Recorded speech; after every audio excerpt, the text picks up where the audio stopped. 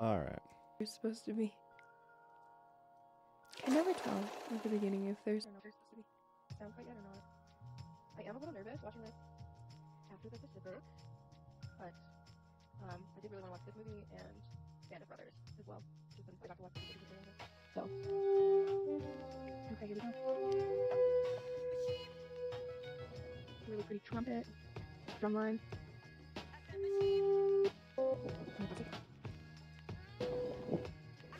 That's like ASMR. Kind of satisfying sound. Sorry, guys. Don't hit me. The mouse is in the middle of the screen, but I chunked it. Sorry. Sorry. Batman all over again. Hey, what's up, John? What's up, Wallopy Joe?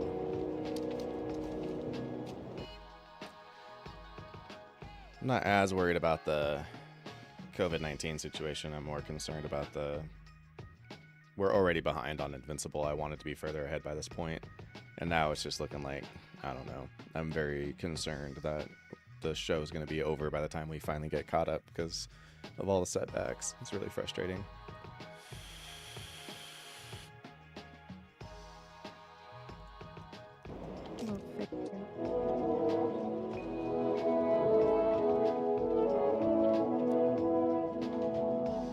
Can't tell if the movie's loud or Maple's quiet. The movie does seem kind of loud. I'll turn down the movie and turn up Maple and see if that evens the process out a little bit more.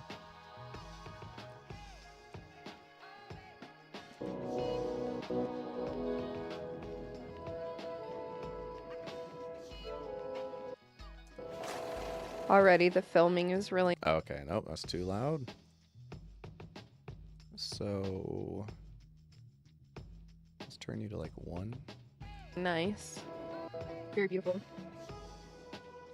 His eyes are so blue.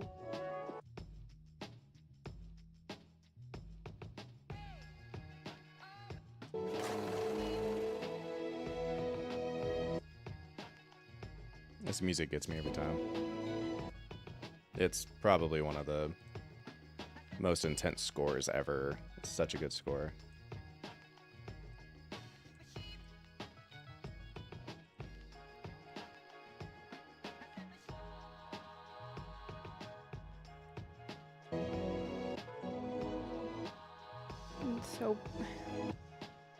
So, I don't know, the way that they always have the space is set up for the military members. Only Grumpsters grump. They don't change too much. Well, I'm the Grumpster. You know, it's the timing is like, I really just want to catch up so that we can watch season 2 with everyone else. And yeah, I don't know. So loud audio can be annoying. Yeah, it's like I don't mind loud or quiet. What I mind is when they're super up and down. The Killer, I don't know. Who's making that again?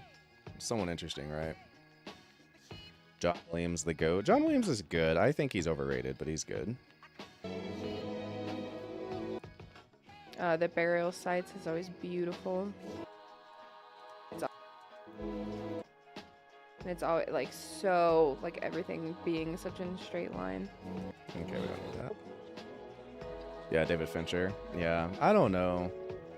I might have to look into more from it because I saw the trailer and the trailer just did not impress me. It looks like it's trying to be too cool, and I'm just not really into movies that like insist upon how cool they are. It's like, oh, he's the killer. Michael Fassbender is the killer. I'm not saying John Williams has never made anything good. I'm just saying people like go crazy about him. I think Hans Zimmer's overrated too. I think both of those guys, everyone's like, they're fucking insane. I think Johan Johansson was a lot more interesting. I'm a big what do you call it, fan? Danny Elfman. What else? Who did Harry Potter? Was that John Williams? Yeah.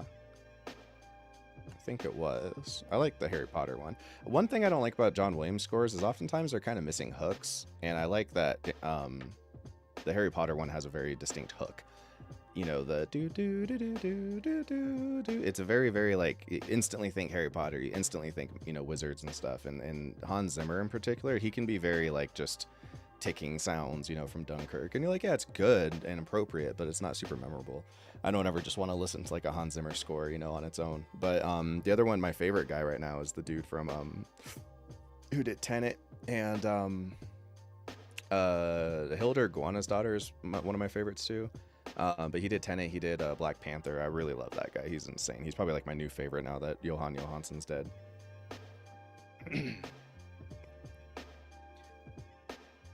Ennio Morricone changed the score business. Oh yeah? I know the name, can't think of anything he's done. I'll gush over JW just because of how influential the movie he scored have been to me. See, that's the thing. That's what I think. That's why I think he's overrated. You just nailed it. I think lots of people gush over him because the movies that he did were influential. You know, Star Wars and stuff like that. And I think that gives him a lot of brownie points, but people aren't being super objective. They're kind of just like, when I think John Williams, I think of my childhood. And it's like, well, that doesn't mean a person's good. It just means that you're biased.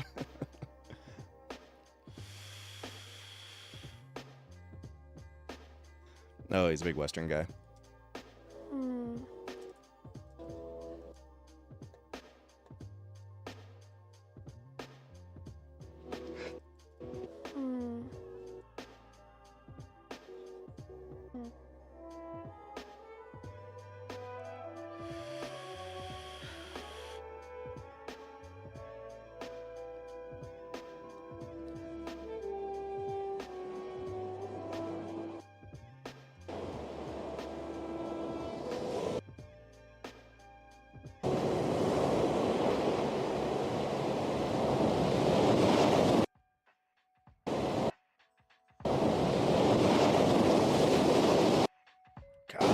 Oh, you know what? I just realized it's probably not even that loud.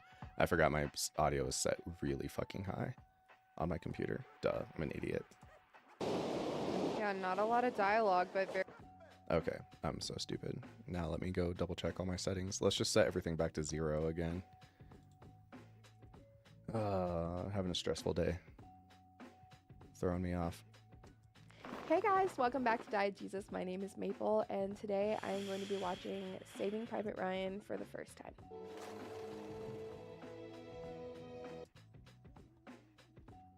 The good, the bad, and the ugly. And every Western after that kind of copied his themes. I mean, John Williams is very similar. I feel like, yeah, ever since Star Wars, lots of people were like, oh, that's how you score movies.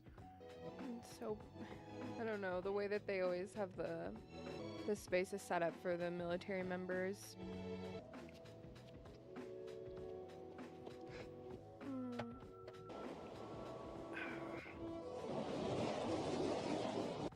It'll be interesting to go back and see how differently I edit this one versus Ariana's. Yeah, not a lot of dialogue, but very powerful.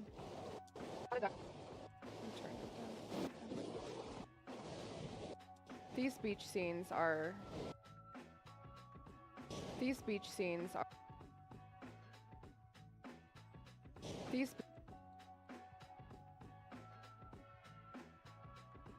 Hey, thanks for the $5, John Skler. Thanks for going live, Chad. Movie Buff Night. What was your first movie buff movie? The first one that you had to know everything about? That's an interesting question. I think it was a slow pace. It was kind of like, it may have been The Matrix, because I do remember that being one of the early DVD commentaries that I got really into watching, and I wanted to see all the behind the scenes and everything when I was a kid.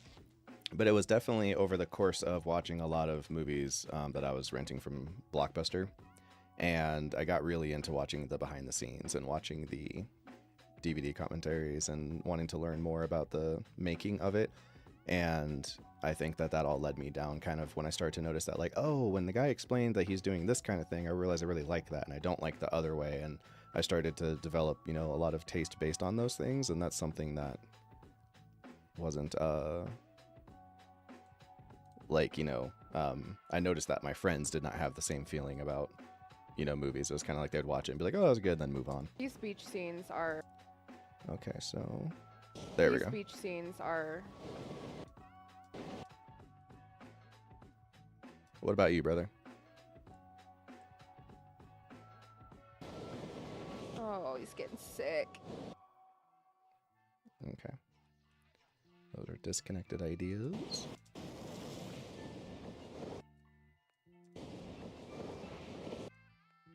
Oh, he's getting sick.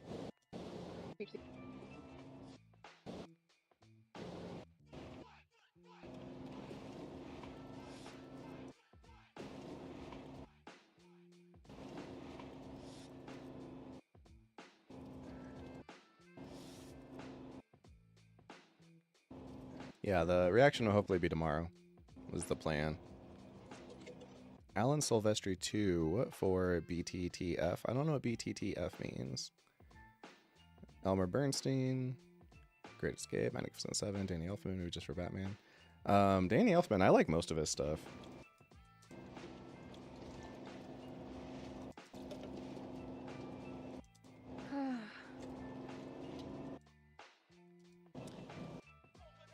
I see. Okay, Tom Hanks.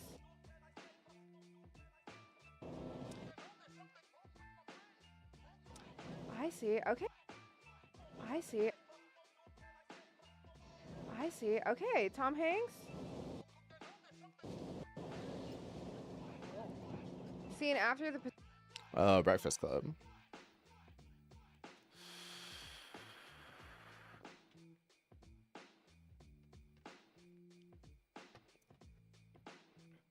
Revenge of the Nerds on the Breakfast Club. That's very interesting. Okay, very interesting. Your stream froze. Oh, no good. What's up, Wuxia?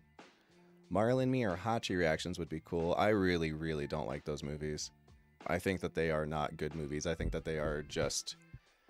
I think they're extremely cynical, is how I feel about them. They feel like a person who didn't want to tell a good story. They were just like, you know what? I noticed that people have big reactions when you make them cry, and what's sadder than dogs? So let's make sad stories about dogs, and we'll manipulate the people. It feels as manipulative and, you know, art cynical as any other, like, you know, MCU movie or something to me. Not a big fan. Scene after the Pacific, I learned that he's kind of a history buff. Yeah, he is. Really big World War II guy. Or like a war. He's probably super conservative and just doesn't talk about it because he knows that it's not a good place to be in the Hollywood kind of a history medium. Buff. Or like a war would be the equivalent of that for a war. Yeah, war buff. Like war history. Okay, now the movie's too quiet. So funny. Although she did mention that she turned it down. Oh. What is she at? 1? Okay, sure. Move fast and clear those murder holes. Like war history. Side stick. Start with side stick. Move. Yeah, cash in on dogs. Right. Fast and clear those murder holes. There's just something about conservatives and like the History Channel. They just love it. You know, it's like I know so many old conservative guys who like just sit and fall asleep to watching the History Channel all night. Wake up when Ancient Aliens is on. Between men. 5 men is a juicy opportunity. 1 man's a waste of ammo. Keep those actions clear. See you on the beach. Keep those actions clear. We'll see you on the beach.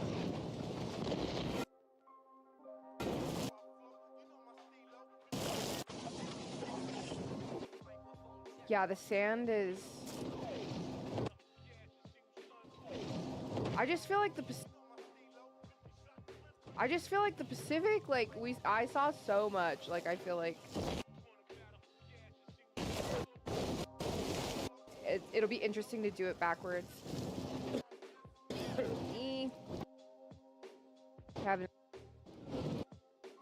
Having to, like, clean their weapons constantly. Having to like clean their weapons constantly, clean their guns. Little prayer.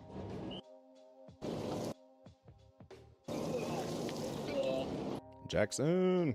Little prayer. I'm a little surprised that Barry Pepper didn't get bigger after this movie.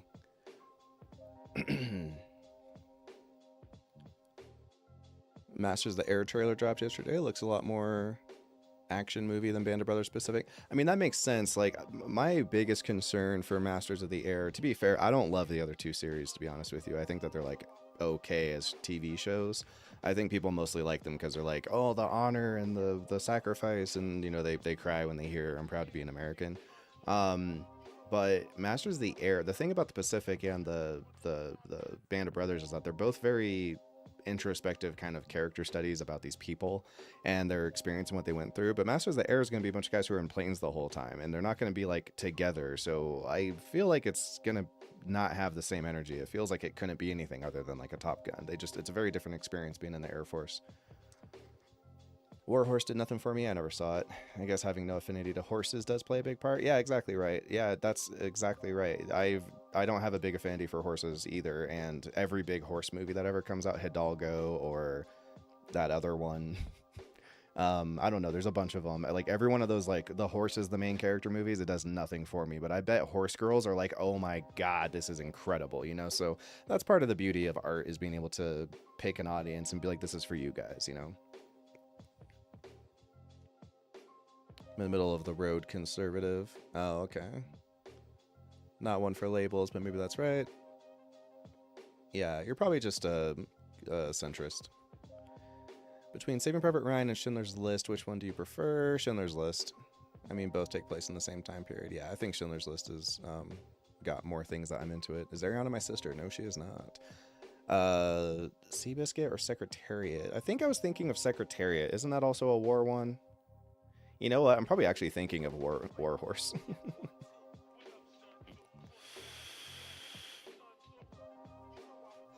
Well, I don't think Mr. Hands is into anything anymore, because I'm pretty sure that guy's dead.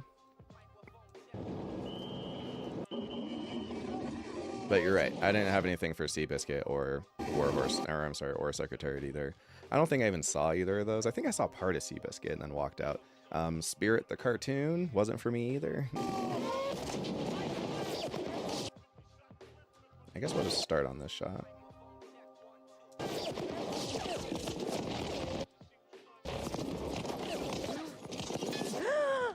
Okay, hold on. Ah, fuck. I think fuck.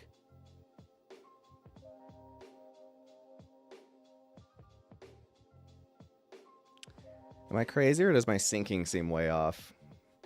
I have a feeling that she's having that reaction here, but she doesn't seem to start having this reaction until here. Ah, my god. Fuck. I'm having a really tough day today. Things just aren't going my way. All right, let's think.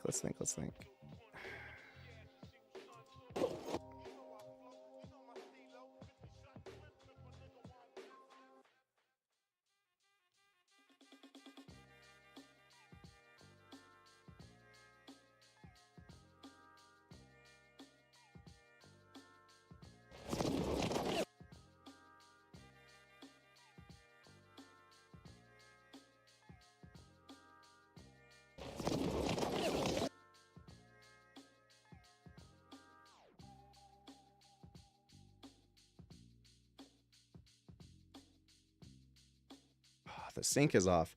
I hate my life. Okay, let's think.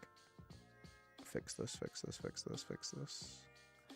So, first off, are these the same? They are. So at least those are the same, which means they're both wrong by the same margin. And that probably starts after this segment a moment ago.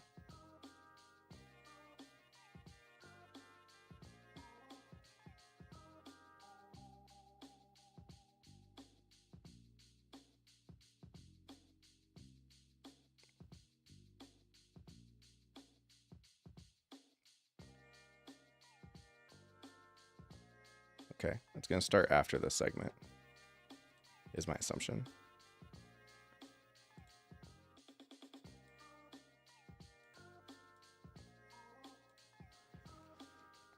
Oh my god. Warhorse was 5 minutes of film stretched together. Yeah, exactly right. I agree. It definitely was. Yeah. I mean, we've seen that type of movie before. It's Forrest Gump, right? Forrest Gump is also a bunch of short films stitched together, so that can work. It's just that, like I said, I don't have an affinity for horses, so I just have a hard time with, caring too much what happens with the horse. I mean, I don't want the horse to die or get hurt like anyone else, but it's also a horse. It's not a person. There's not a huge internal life inside of a horse, although that movie does do a lot of work to try to anthropomorphize the horse as much as they can. So MCU is a different story, but what do you think of the OG Spider-Man trilogy? I think they're way worse than anything the MCU's ever made. I personally think Spider-Man 2 is the best of all the comic book movies. I strongly disagree. I think Spider-Man 2 is terrible, and I think that the best comic book movies are probably going to be things like Joker, Logan, then The Dark Knight. Run it forward, see if there are other mismatches. If there's mismatches here, they're going to be throughout the whole thing. Not a question of processing time from Maple. Check for later moments to be sure. Yeah, it's possible, but that's way too late. That's so late. There's no way. She was like 10 seconds after the first guy got shot. What do you think of Balto? Don't like it. Patreon's great, by the way. Hey, thanks, man. I appreciate it. Yeah. Make the girls watch Come and See. Someday, maybe. Yeah, that's a good movie. I had to splice 2 videos together because we had a disruption in the recording. So my theory is that it's somewhere there, and this is where it happens. So I must have spliced wrong, but I thought I double checked it. All right, so let's look. On the beach. So this should be. I'll see you on the beach. Yeah, you can see the cut. You see how Maple jumps? It's because I spliced those 2 bits together. So what's the problem?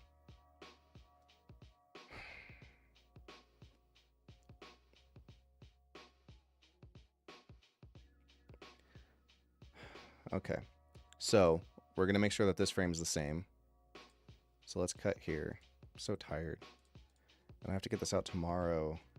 I really don't need any more interruptions or issues. Okay, so that's you. Are we already off?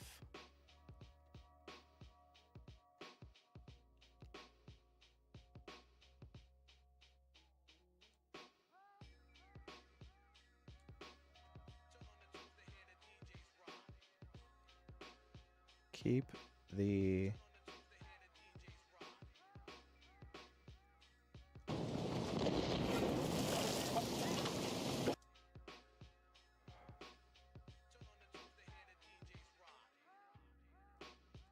so tired, confused.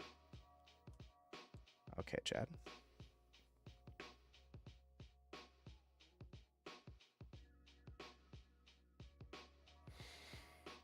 Okay, Chad, we can do this. Okay.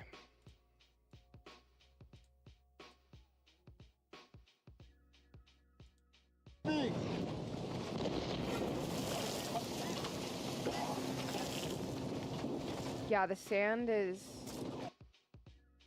I just feel like the Pacific, I saw so much. I feel like it'll be interesting to do it backwards.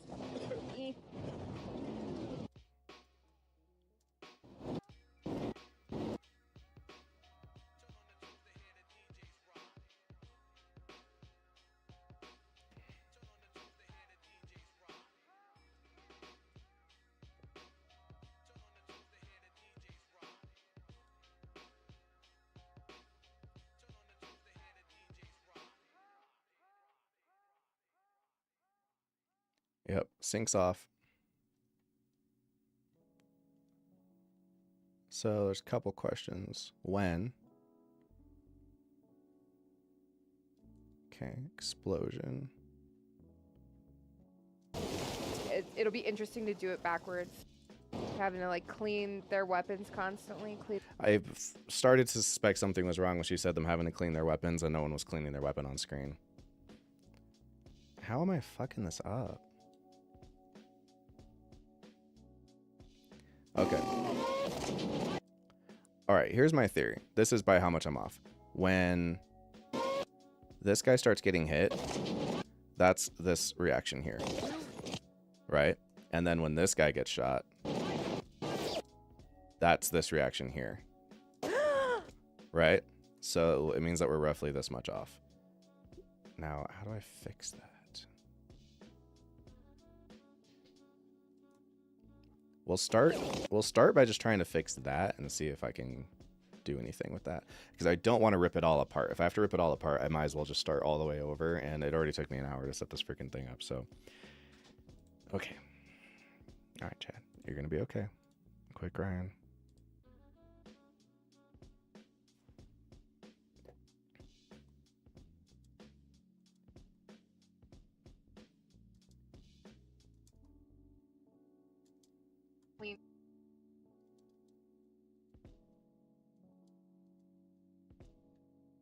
Okay, so around here is where she's going to start having this reaction.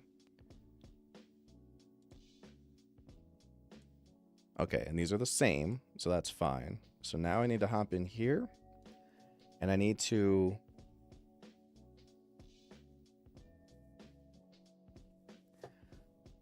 move her reaction earlier, but I can't really do that. So instead, I'm going to move the movie later. So we're going to fast forward to when she starts having a reaction. Yeah, look at this. There's no way she's not reacting for that long. Okay, so then we're going to hop in here. Forgive me for ignoring chat for a second. I just have to focus on this. So I'm going to grab this, and I'm going to push the movie.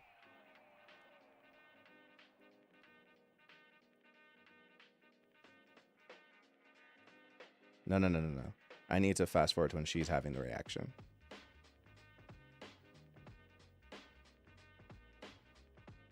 Okay, so she starts having the reaction here. Okay, there we go. All right, so do.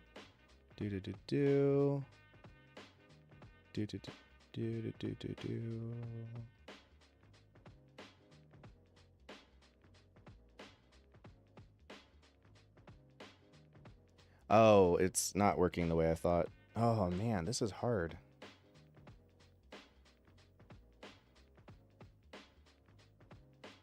I wish this rewinded it. It doesn't work that way. Okay, so what if I do this? There we go. I have to do this and then double check to make sure it doesn't fuck me on the back end. Well, hold on. I don't have to push it by so much. Let's push it by just like... Let's do like, what, 500?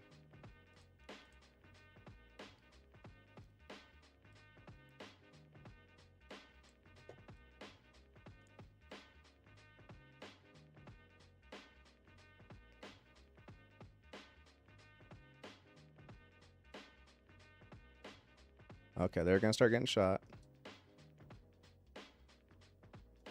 That is my theory on what's actually happening. That is the accurate version, I think.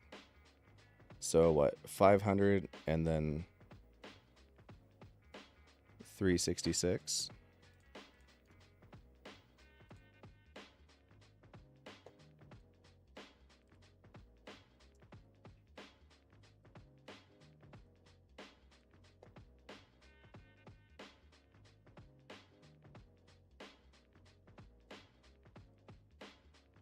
And then my audio is going to be off. We can try. Oh, my audio won't be off. Never mind.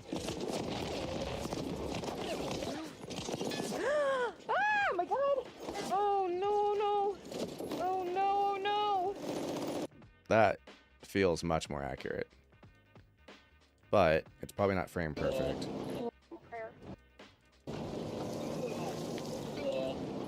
Prayer. Okay, that makes more sense. I had her say a little prayer when he kissed his little thingamajiggy. That part. So yeah, he's not actually saying a prayer though. He's just kissing his Jesus piece. This guy's actually praying, so that makes more sense. Okay. Now, did that fuck all this up? Oh, man. I learned that he's...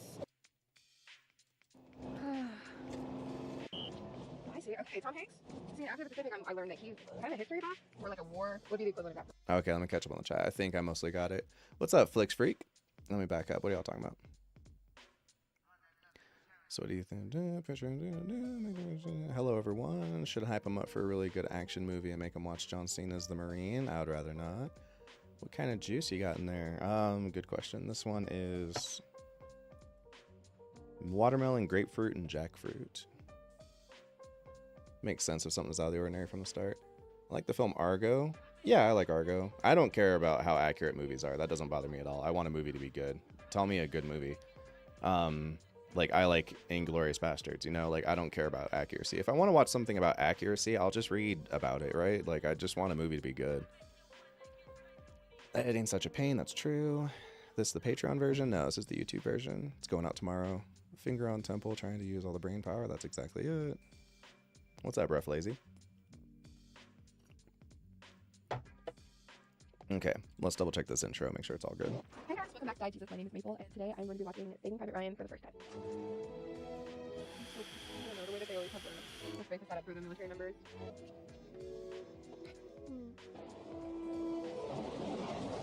Yeah, not a lot of dialogue, but very powerful. These speech scenes are... Oh, you get sick. Wait. Oh, he's getting sick. Oh no, I am off.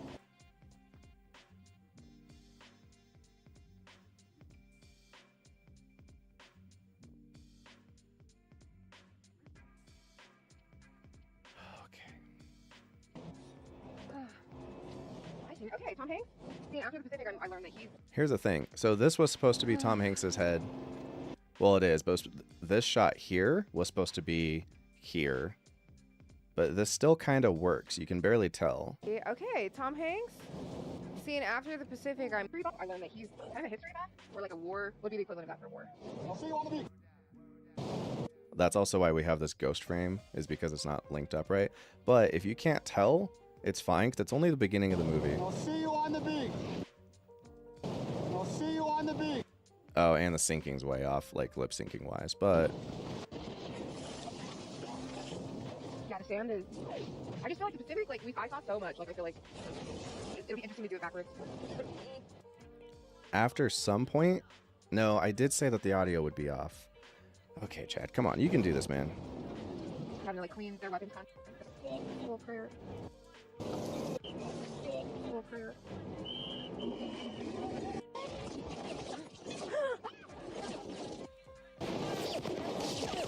Okay, so the bullets are early. Okay, that sound is the sound of the guy turning the thing.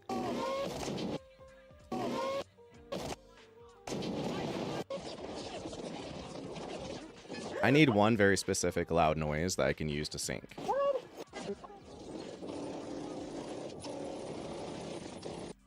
Probably that. Oh no! Oh no, no! Oh no!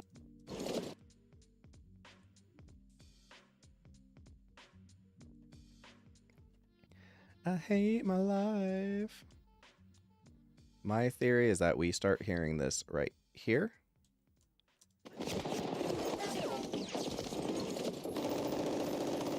Oh my god. Oh my god. Okay, that looks good. Alright, so now let's go back to all this. Keep those actions clear.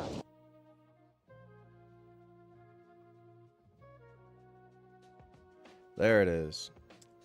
Keep those actions clear. I'll see you on the beach. Yeah, the sand is...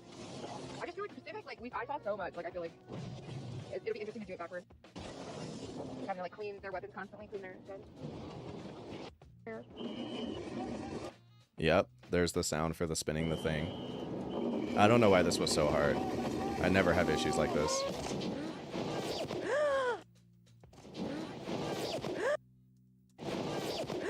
That sounds good. Ah, my god! Ah, my god! Oh, no, no. All right, now here's the other problem. I could still be off with her because maybe this reaction wasn't that. No, it should be, because there's no reason to freak out yet. So it should be this, because it could also have been that she did that when the first guy got shot, and then when the second guy got shot, then said. But I think it's this. I think this is right. Ah, my god! Oh, no, no. Oh, no, no. Oh, my god. Oh, they have a whole freaking bunker right there. Mm-hmm. All right, let's verify with some dialogue. No, that felt good. That felt pretty accurate. That felt accurate.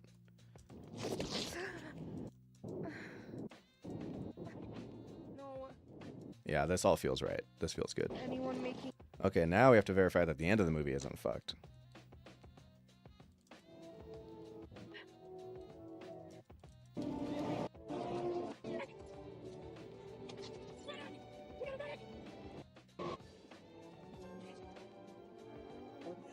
Nope, that was wrong as fuck.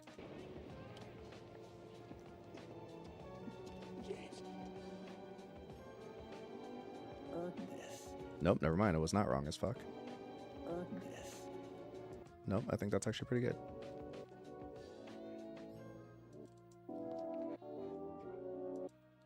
Okay, okay.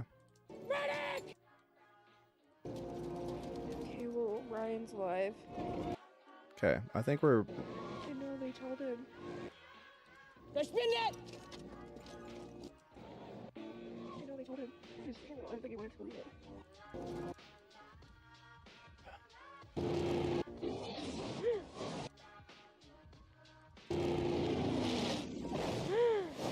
Okay, okay.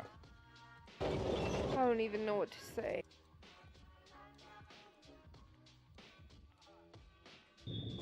Oh.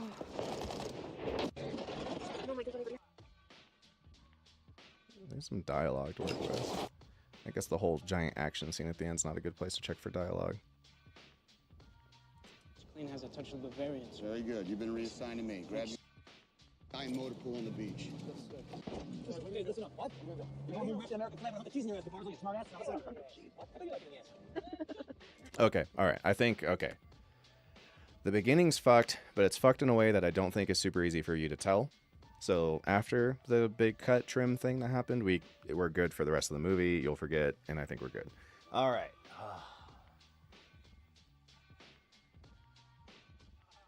Okay. Okay.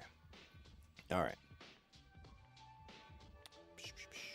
Is Breaking Bad the GOAT? No. Watching full reactions with the girls. It's my 7th time watching the series. Nice. No, I think Succession is the GOAT. It's Armistice Day here tomorrow, commemoration of the end of the First World War. Hey, it's Veterans Day here tomorrow. Who is that decorated World War I veteran? I think he was like a painter or something, German statesman, right? I have no idea. What's up, Fahrenheit?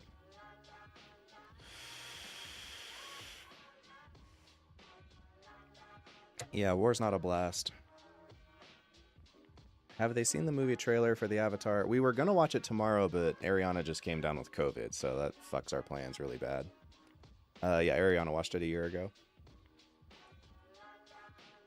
I lied, actually. Ariana watched it 2 years ago. Around the same time. Keep those actions clear.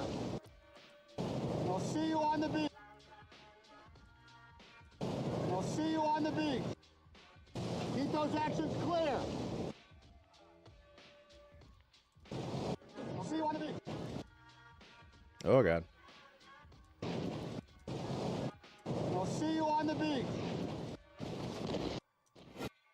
Yeah, the sand is... I just feel like the Pacific, like, I saw so much, like, I feel... I just feel like the Pacific, like, I just feel like the... I just feel like the Pacific, like, I saw so much, like, I feel like... It'll be interesting to do it backwards.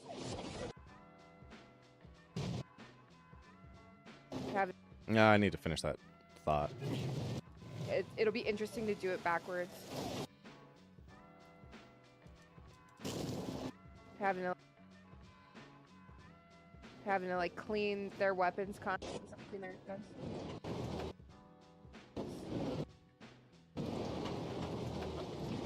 Alright, I also don't need every comment she ever makes. We'll show off Jackson here. Jackson's my favorite character. I lied, we won't show off Jackson. We'll start with this.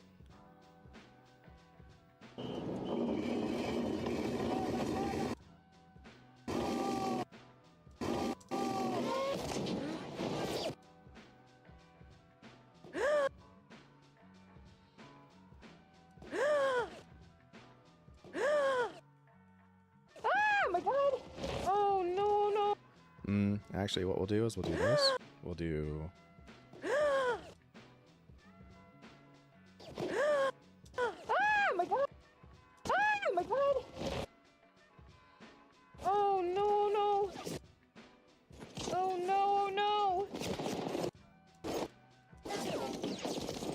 remember this messed me up as a kid because I was like, why is this the plan? That seems ridiculous to just like go in like sardine cans, just getting shot like fish in a barrel. It's so crazy.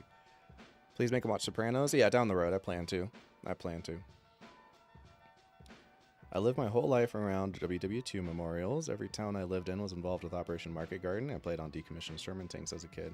Yeah, that's very, am I watching the Marvels? Absolutely not.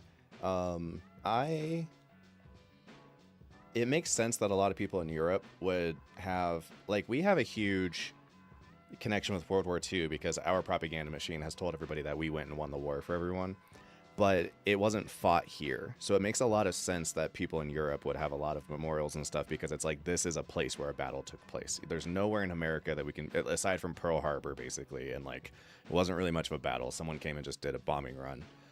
So, it makes a lot of sense that if you were like, hey, that park, you know, is in memorial of, you know, a battle that took place in this town, you know, 100 years ago, that makes a lot of sense, you know, that those people have all those kinds of connections. Like ours is very something that happened somewhere else. You know, the Civil War is the only war that really ever took place on American soil all that hard. Well, the Revolutionary War. Oh my god.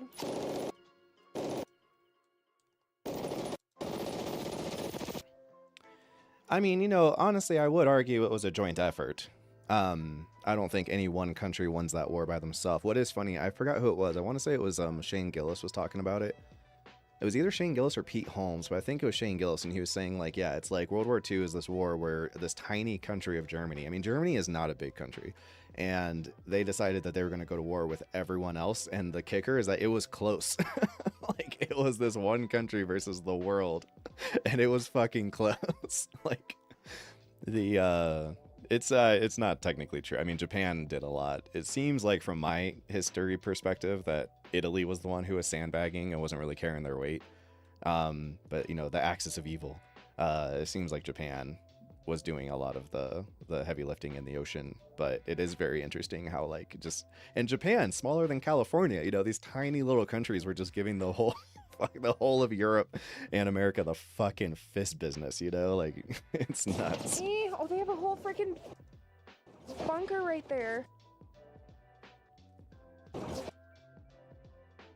Bunker right there. Yeah, 2 fronts were necessary. So I'm not saying America didn't do anything, but like I said, from, you know, the way it's written from Americans' perspective, it's very like, and then everyone was getting their ass kicked by Germany, and we went over there and we fucking gave them the business. And then Japan was talking shit and got lippy, so we sent some bombs, and voila, congratulations everyone. But it's like, it was a joint effort. There was a lot going on. The Russian losses are sad. It's a very, very dour, shitty situation. Feel very bad for them. Oh no, he dropped his stuff. Oh no. No.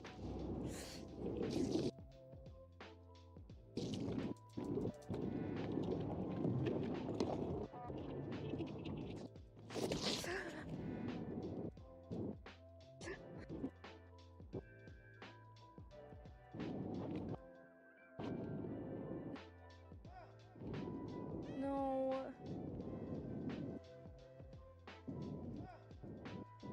Yeah, we're very Homelander. That's very true. It was Shane Gillis. Yeah, that was a really funny bit. That's a good point. That is a good point. The Italians, they really held it down for that whole Rome situation. It's actually kind of funny if you think about, like, if you just give it enough time, people stop giving you shit. Like, no one's mad at Italians today because they made most of Europe fucking boring. There was all of this rich culture spread over all of these little tribes and kingdoms, and Rome came and just said, nope, y'all are going to be the same. Like, we're going to get rid of all the interesting shit, or a lot of it anyway, and we're going to make everyone super homogenous, and no one's pissed at, you know, Italy anymore over that. So I guess in another 1,000 years, no one will care over what America has been doing for the last 100 years. But it is really funny how, like, these other guys brought up a funny point about that too. They're like, black people in America don't give Africans enough crap. And it's kind of true because, like, not only was I born in America, but my family heritage basically goes back to the beginning of this country, right? Obviously, we were bought by Americans as slaves. That's fucked up. But it takes two people to do a transaction, and we were sold by motherfucking Africans. You know, we were bought by Americans. Okay, you can be mad about that, but you also like we don't say anything about Africa. It's really kind of funny. It's like, yeah, fuck you guys. Like my family built this country. And so I feel way more American than African. I have no allegiances to Africa, but those motherfuckers sold us over here. Like they were joking about, like, yeah, I'm gonna go back to Africa. Be like, hey, what the fuck, man? Like, I'm back, bitch. What up? Like, what the hell is that all about? You know, it's kind of funny.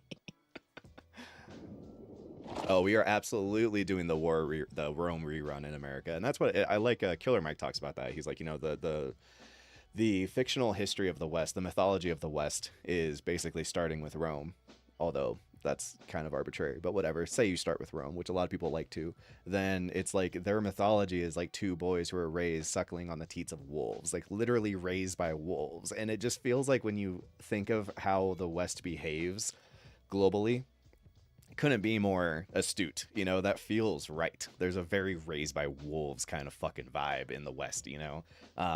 And I was watching Succession, and I forgot Jerry brings that up in season 4 as well. She's like, oh, those fucking Scandinavian guys, yeah, sure, they're all like really athletically impressive, but they're all coddled by their fucking free healthcare and stuff. We were raised by fucking wolves, and it's like, yeah, god damn it. Yeah, motherfucker. Like, there's definitely a lot of that fucking big dick wolf energy in the West. Team America, probably not. I don't think they think it was funny.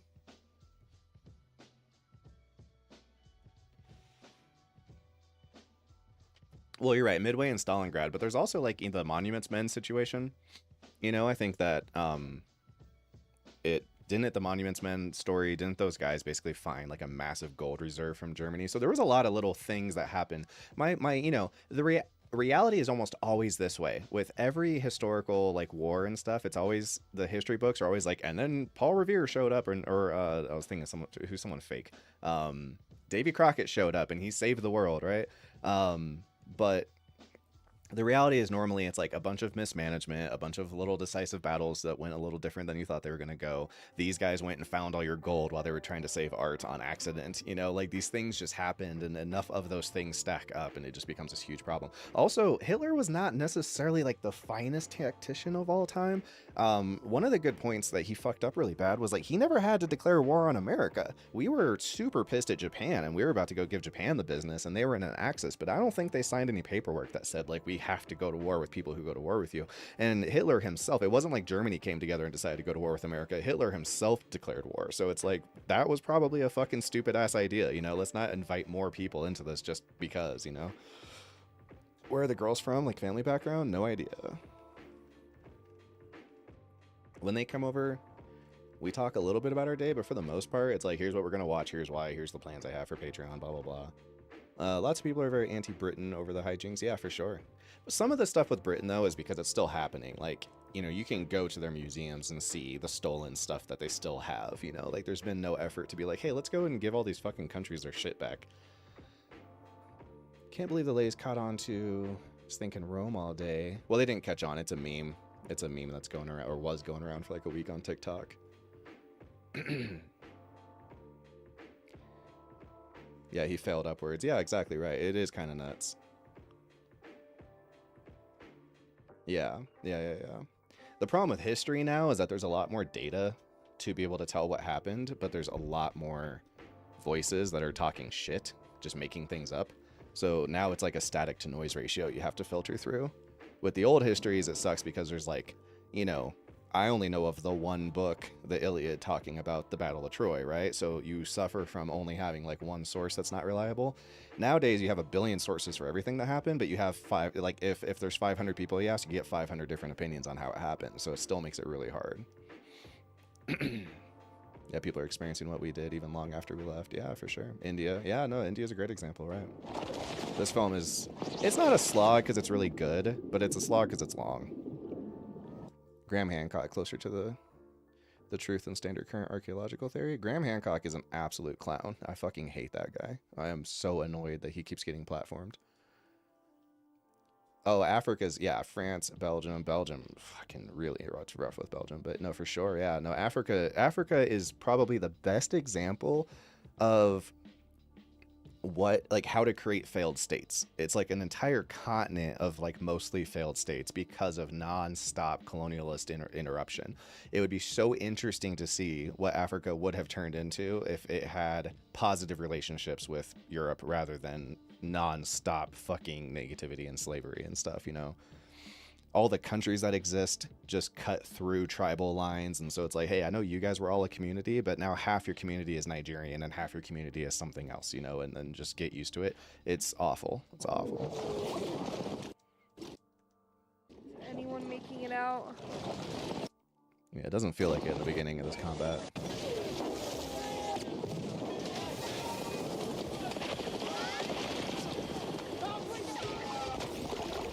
I do want to try to make this a faster edit, though. I think the Ariana one was way too long. It's terrifying. I'm actually just going to kill this part. It's terrifying. I already don't like the ocean. I already don't like the ocean, yeah, let alone when there's people shooting at you from bunkers. I bet they feel the same way. Who's this actor? He looks so familiar. Should I know this guy? Doesn't he look really familiar to you guys? I feel like I know him, and he's in here for like a half a second and gets shot, but he looks really familiar.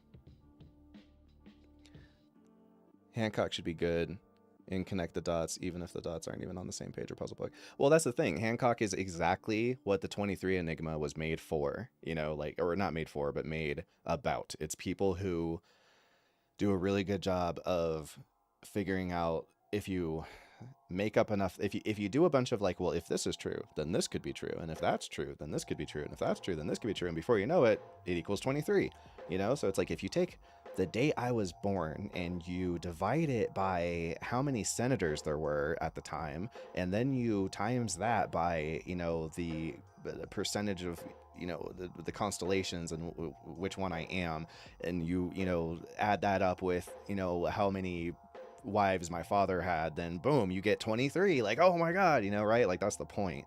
And so he's just extremely good. Not extremely, he's not even extremely good. I mean, that motherfucker was talking about how, well, you know, people say if there was a big civilization in Egypt before the Egyptians, then why is there no plastic? Well, maybe they decided not to make plastic. Maybe they developed the powers of their minds and they used telekinesis to make the stones of the pyramids float. And it was like, no one should be listening to him after he says that. Like, that's enough. You're done. I don't want to hear anything you have to say about anything after you talk about fucking telekinetic Egyptians. I mean, this is just science fiction.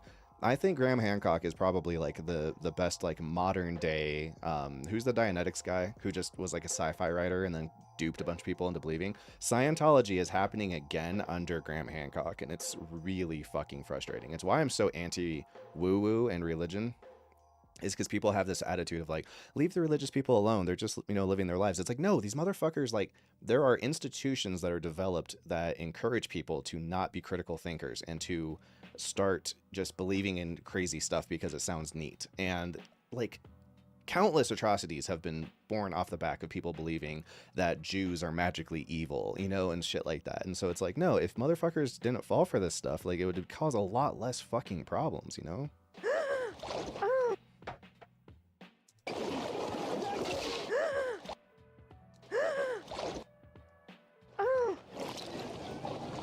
You know, this war right here is born off of a lot of normal people who could have been fine, lovely people to have as dinner guest, and instead, you know, were full-fledged Nazis.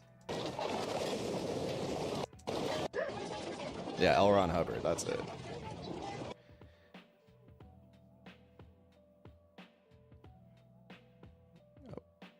Oh. Deep combo. Well, you know, this movie's gonna bring it out. Stone Cold Stunner or the People's Elbow? I think the People's Elbow seems like it would do more damage if a person was actually trying to. The Stone Cold Stunner seems a little bit stagey, more stagey.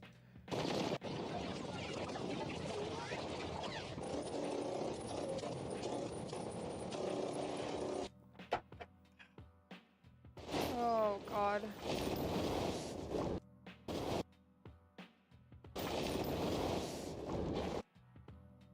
The guy, there's like people flying through the air.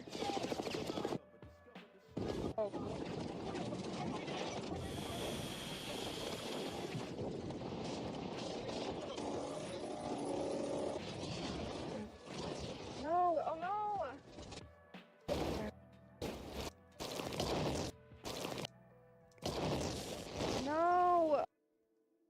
Oh no. Oh no. Oh no. No.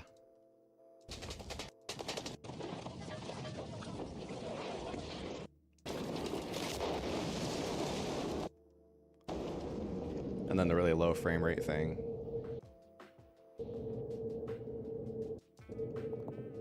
It's kind of the beginning of this. This became very popular in war movies, like fighting, like just lots of movies. This just became very popular.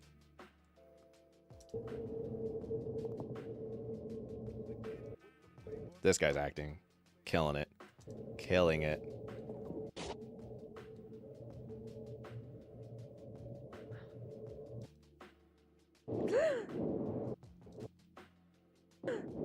What the fuck? What the hell? What is that?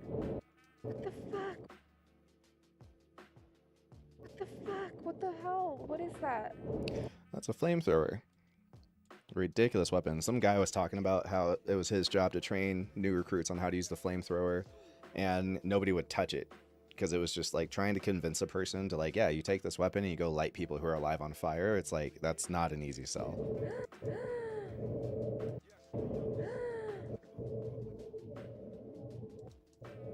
Oh no, no. Oh no, no. Oh no.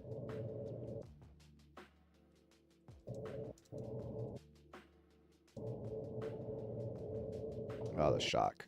Just the shock. What is doing that? Flamethrower, homie. It's no bueno. Someone's flamethrower must have exploded. So as a movie buff, do you have any movies that you really like just to chill and watch because they're good time and not trying to be anything impressive? No. Not one. That's the only kind of movie I like.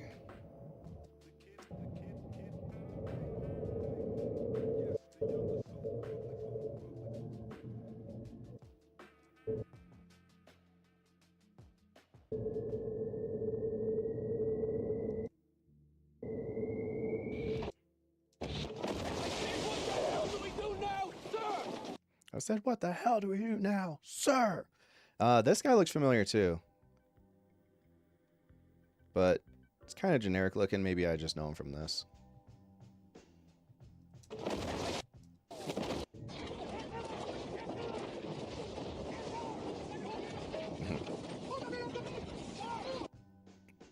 Dragon. P.S. The Anerbe Ancestry Legacy was Hitler's archaeology organization on which Indiana Jones is based on. That that makes sense. They were not solely looking for relics, but trying to rewrite Aryan history. Yeah, for sure. No, Hitler was really into woo-woo shit, which some other comedian brought that up, and I thought that was a really interesting point, was that, like, the Germans were at the forefront of science and technology, but also still believed in fucking magic, and were trying to, like, figure out stuff with the occult. So it makes a lot of sense that or it's just, it makes things today make more sense. That's like people who otherwise look like they're sane and intelligent can also believe in Graham Hancock bullshit. So, you know, don't think of it as like people are either woo woo or they're scientific. You can be both, and the Nazis were a great example of people who were doing both. I'm using DaVinci Resolve. It's also the root for most, if not all, conspiracy theories. What do you mean? What is it? Hey, you guys! Get out my ass! Get on my ass and follow me. I have heard that before. Rallying point! Yeah. Rallying point! Anywhere but here! Anywhere but here! Yeah. This was. The other thing too is it's like these guys aren't full-time military dudes. Yeah. This was awful. You know, they're volunteers or enlisted or conscripted, whatever the word is, the thing we don't do anymore. So it's like, you know, these guys are some odd months of training and then going into this. It's not like they've been doing this their whole life. You know, homie's a school teacher at home. It's just crazy. It would be the equivalent of being like trained up in the National Guard for like a couple of months, and then all of a sudden you got to go fight one of the hardest fought wars ever. Although, to be fair, there's a lot of aspects of World War I that were a lot worse. Trench warfare was, Jesus. They rather believe Atlantis was either Aryans or aliens helping other civilizations build pyramids. Oh, yeah, for sure. Yeah. Napoleon's grave was made so you have to bow down to him to see it. Hitler wanted to visit his burial site but didn't want to bow. That's hilarious. So he had his men build a series of mirrors. Oh my god. Whatever, dude.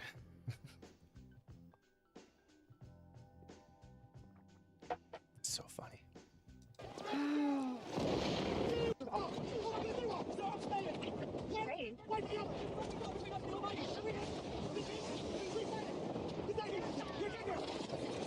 Mm-hmm.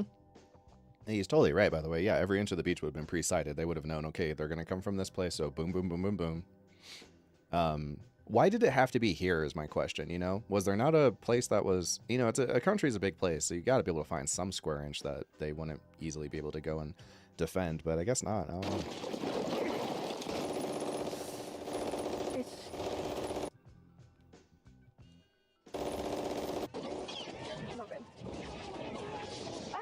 Oh, no.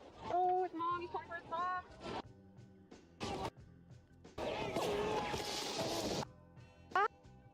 Oh, no. No. Oh, it's mom. He's calling for his mom. Mom.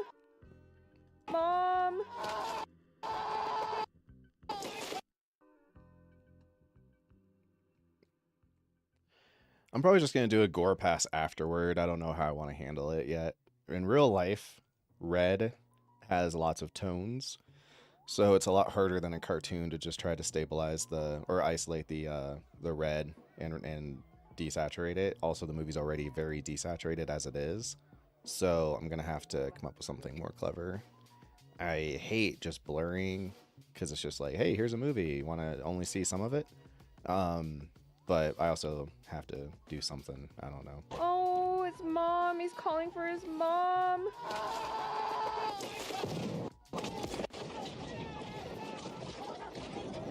Fortunately, I do not remember what it is, but I heard Gillis talking about why they had to storm the beach on his podcast. Oh, interesting. Yeah, I'm sure there was some kind of thing.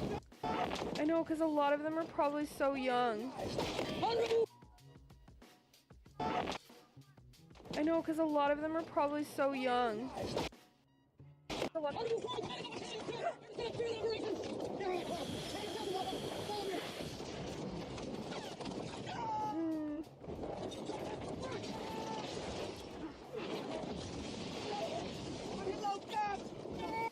I'm actually surprised. Like, it would be surprising that you could have that much of your insides on the outside and you haven't passed out. Do you think that the instant drop in blood pressure would be enough to just knock you out? That guy got it really extra bad.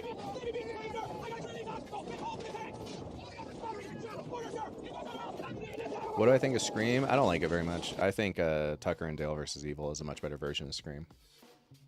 In the Serious Sam video games, you can replace blood and squibs with flowers. Yes, that is true. I remember that. Slightly more interesting than blurring. Well, it would, in this kind of movie, I think it would really honestly border on just disrespectful. People would not be excited to see a bunch of flowers. Holy shit. Oh no.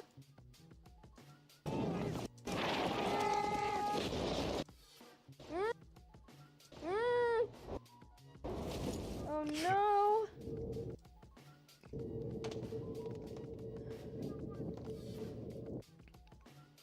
Calais was the closest, but also fortified the heaviest. Normandy was the least likely. The 4 other major beachheads were relatively easy, being taken in a few hours. Omaha took half a day. God damn.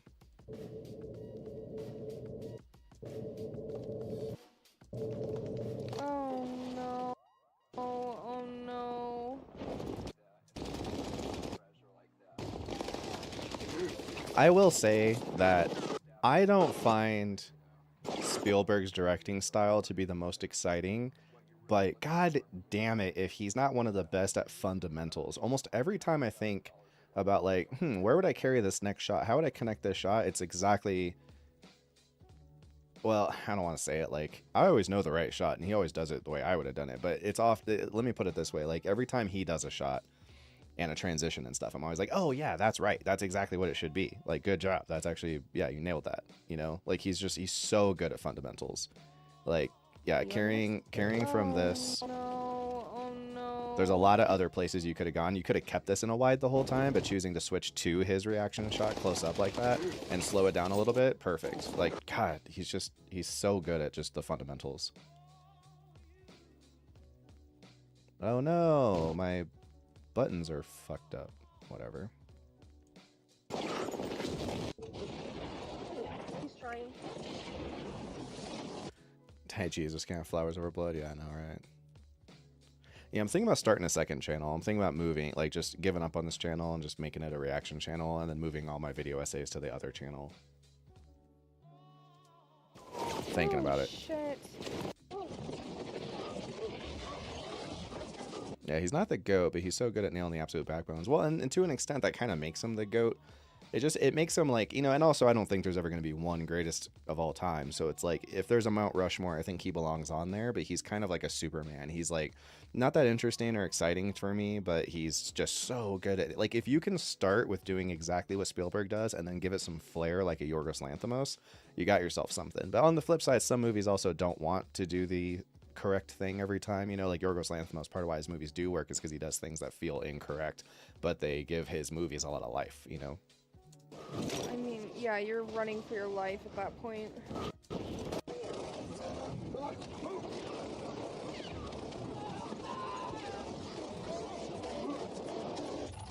Oh my god. Omaha, Utah, Gold, Juneau, and Sword beachheads covered nearly 100 kilometers. Yeah, exactly. Like, countries are large, you know. There's a lot of places to move. This is like a really good example. Wait a second. I know that actor.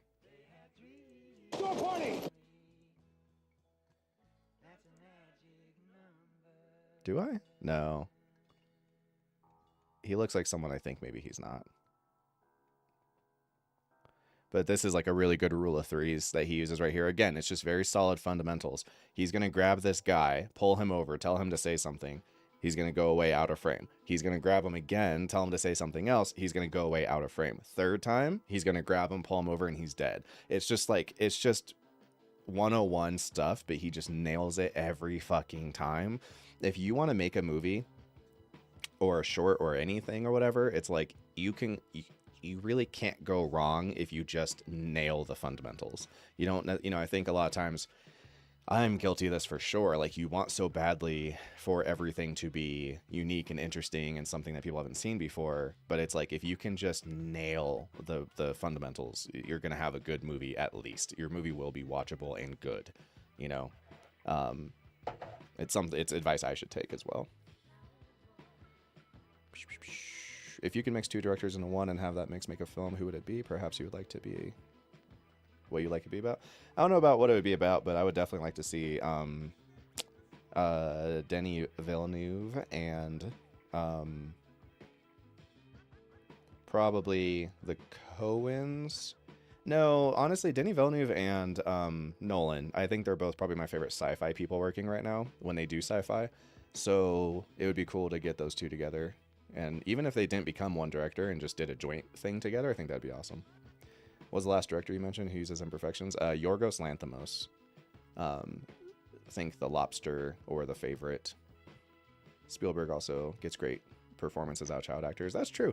I mean, but some of it is, I think he just was particular about which ones he hired. You know, that kid Elliot was just good right off the bat, you know. Rob Reiner is also good at getting good child performances. No armor has made it ashore. We got no DG tanks on the beach. Dog 1 is not open. See, it's the guy doesn't just like turn around. He goes all the way out of frame and the camera moves away from him. It's just fundamentals, but it's so good. No armor has made it ashore. So we'll do no armor's made it ashore, and then we'll cut to him going away. Dog 1 is not open. Who's in command here? You are, sir. Yeah, who's in command here? You are, sir. That's good.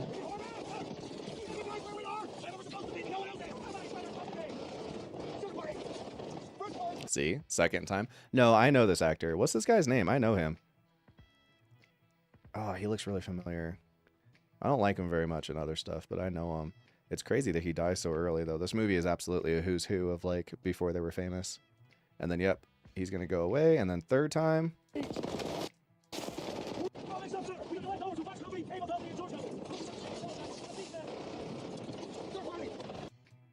yep. Again, it's so simple, but it's so effective.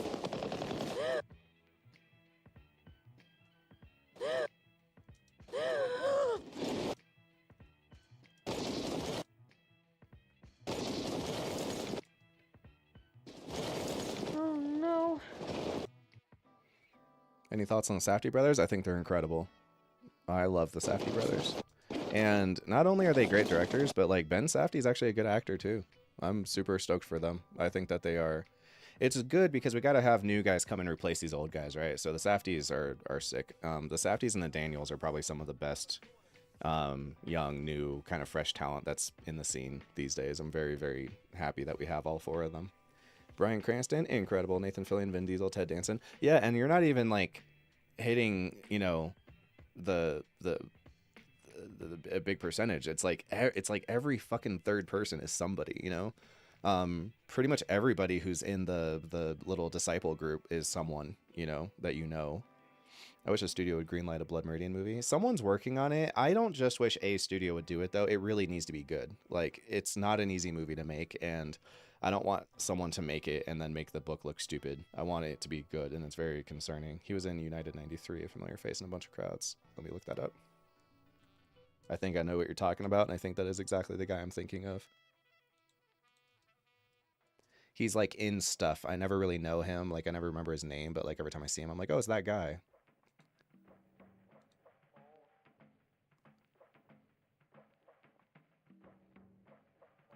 Yep. There he is. Yeah, I think it's Corey Johnson. And it's crazy. He's in this movie for 3 seconds. Just to get shot. He's just a guy you've seen in stuff. He's just in things, you know? Oh, right. Yeah, The Mummy. Right. He's one of the Americans. That's actually probably what I most know him, like, from. If I see him in anything else and I recognize him, it's because I first saw him in The Mummy.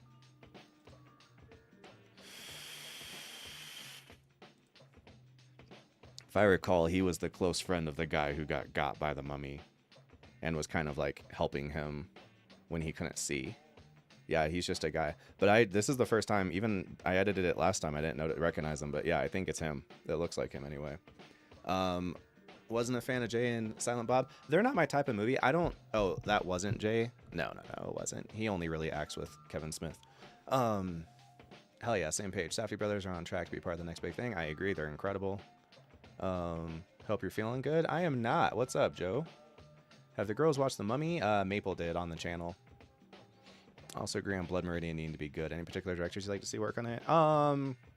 Honestly, I think the Coen brothers would do a fantastic job after seeing how they adapted No Country for Old Men. I would love to see that, but they're retired, so I don't know. But also, I think Joel made a movie by himself after they retired, so it could still happen-ish, you know? But that would be awesome. I'd love to see them try it. I'm gonna use the restroom. I'll be right back.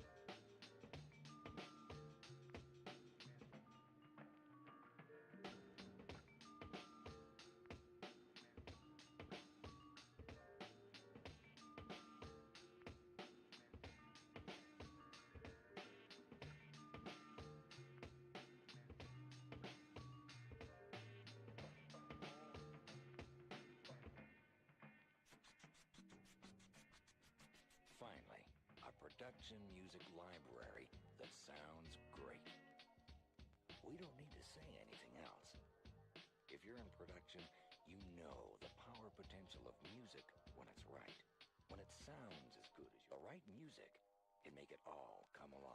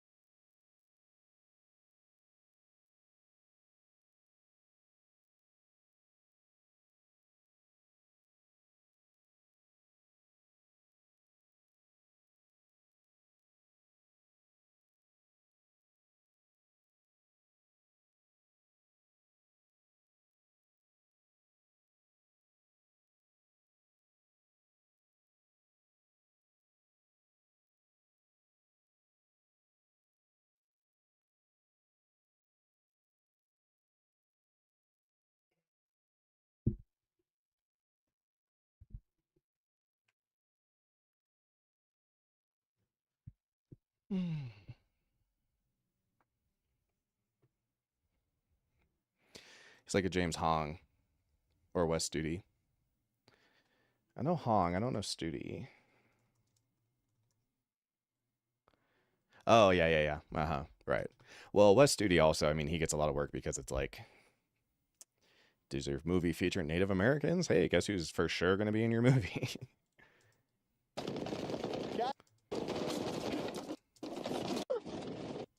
Got out. It's been shot. Done.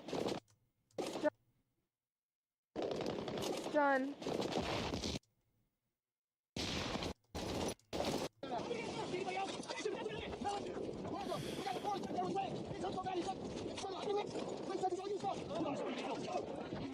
Yeah, it's Dominic Toretto.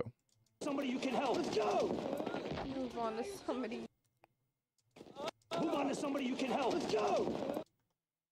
Move on to somebody you can help.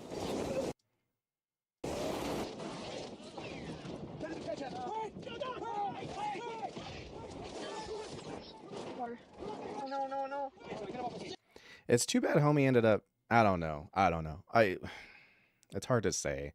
I've read up on like what his allegations were, and I don't know. It's tough. It's tough, but if the allegations are as they are stated, it sucks because homie is a good actor. I like him in pretty much everything he's in. Into his leg. Oh.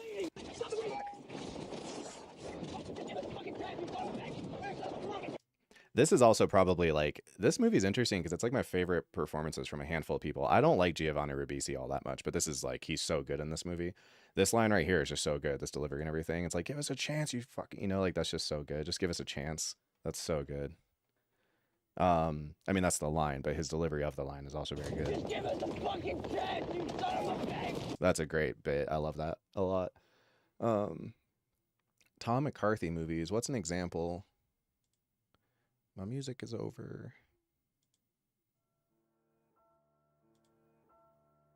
Inner movie buff psychos dying to squeeze every last drop out of the retired directors and actors like Cohen's. Yeah, for sure, yeah.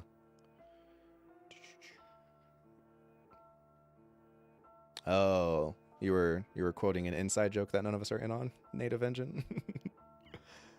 Kevin Spacey is legally innocent. Can we put him back in House of Cards, please? House of Cards is over anyway. It's done. Let it go. Should have ended, I don't think after season 2. I think he should have become president and then it should have ended. But the fact that it kept going was a huge problem.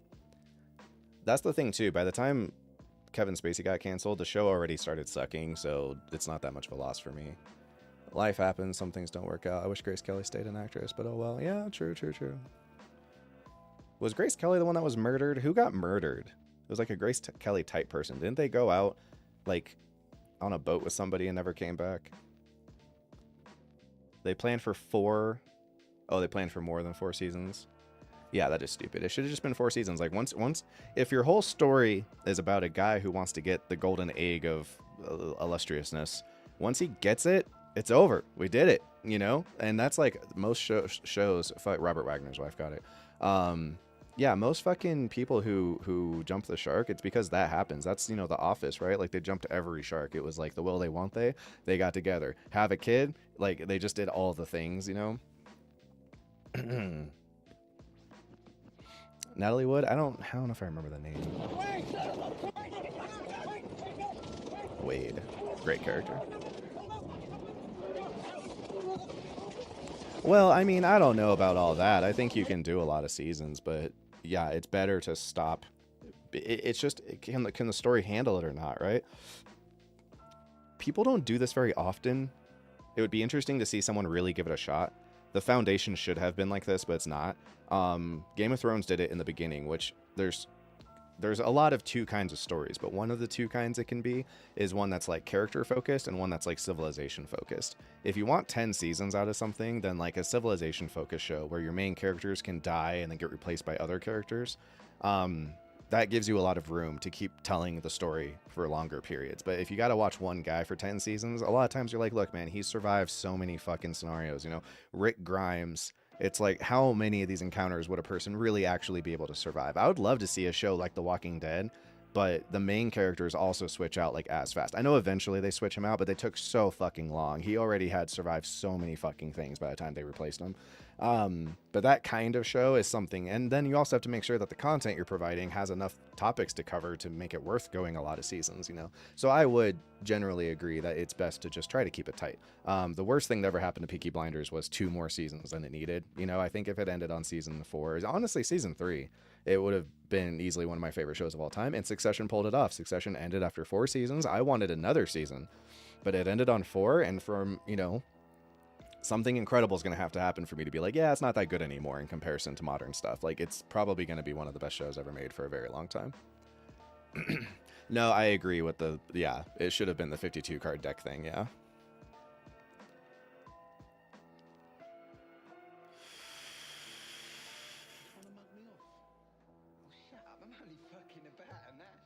Yeah, but Pazuzu, movies aren't real life though. Like, we don't want movies to be like real life, because real life is fucking boring and overly complicated.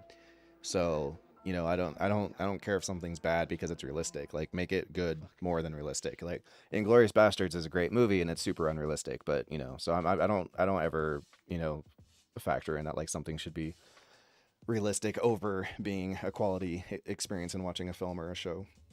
She went on a boat, never returned. That's probably who I'm talking about. I just don't remember her name. Yeah, Game of Thrones was great up until 7, 8. Oh, I completely disagree. I think it was great until 4. I think 5 plus sucked. As soon as they ran out of material, I think it sucked.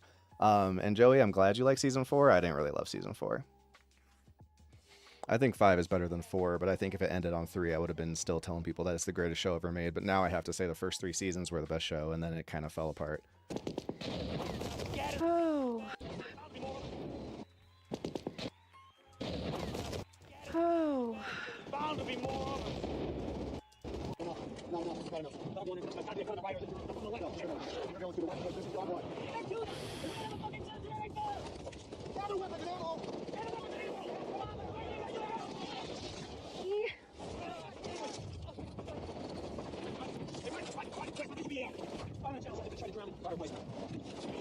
Hey, it tried to drown me.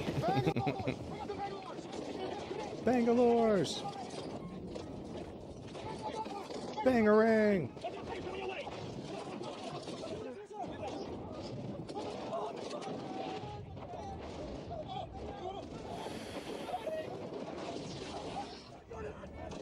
This is also good too. We're doing this like almost montage with these like going through all the guys, and it's just giving you a reminder of people you've seen and people you're going to see. These guys are going to be in the movie, you know? Like, that's all pretty good stuff. Oh, here we go. Actually, I'll cut this part out. Ricochet.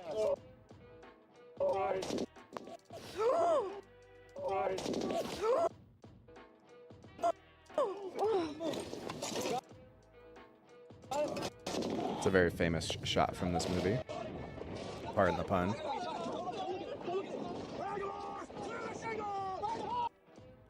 Yeah, Succession was clean all the way through. Did everything it needed to do perfectly. I'm sure there are moments. Nothing's perfect. Yeah, of course. Yeah, not everything's, there's nothing's perfect, but it's as close as, that show could get for what it was trying to do. It's not very clear for most audiences. Bangalore, special engineering tool to clear mines, barbed wire. I think they do a good job of showing you how they use them.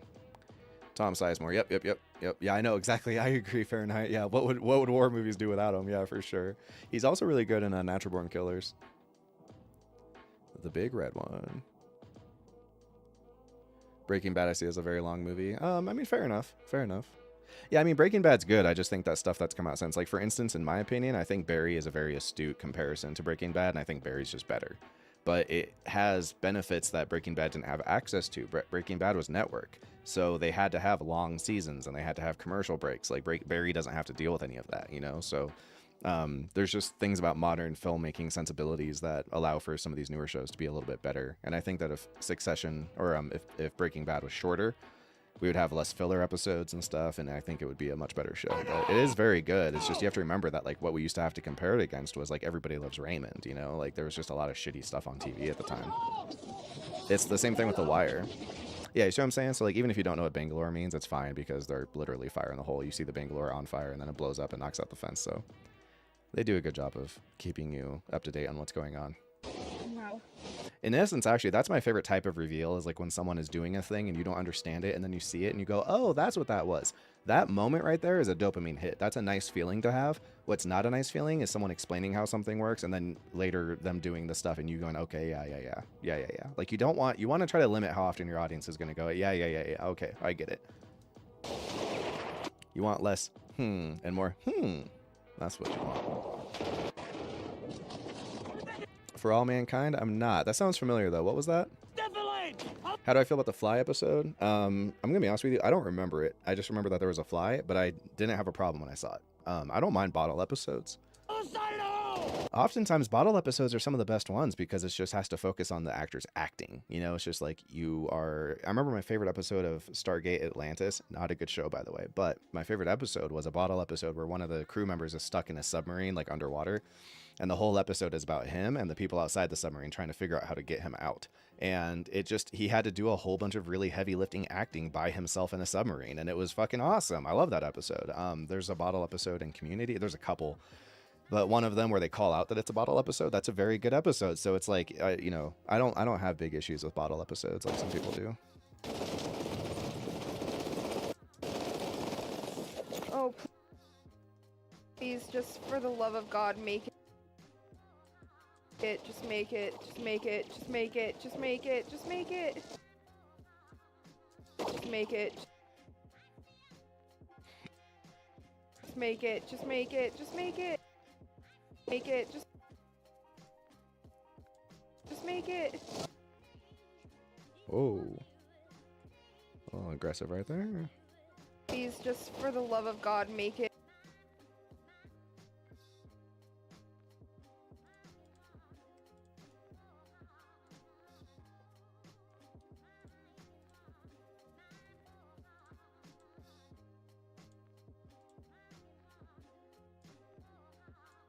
Please, just for the love of God, make it. Just make it. Just make it. Just make it. Just make it. Just make it. Just make it.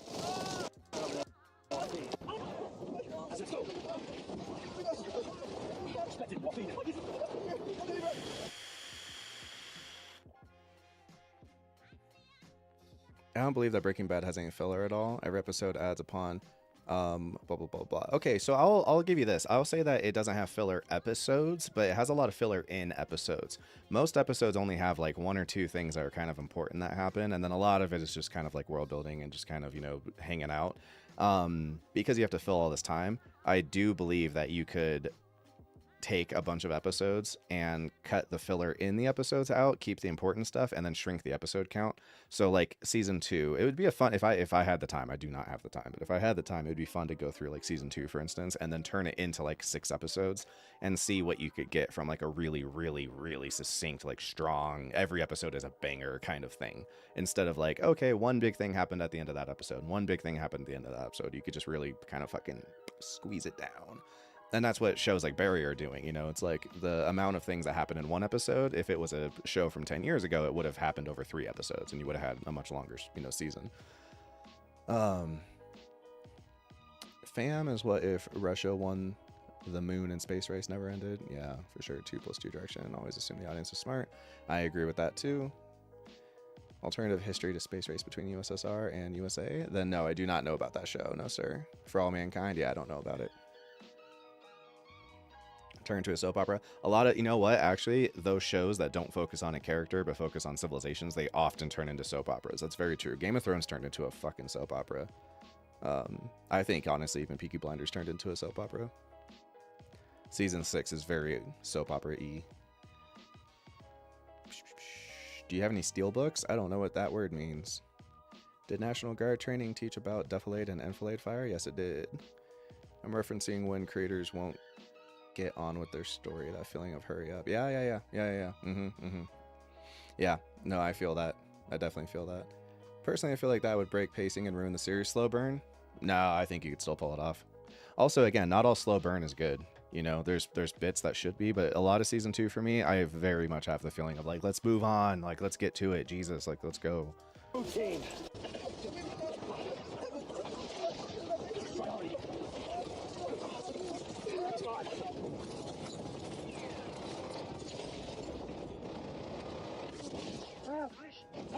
Having to decide so fast between like, okay, this guy's routine, this guy's priority, like it's so fast, you know. Oh gosh.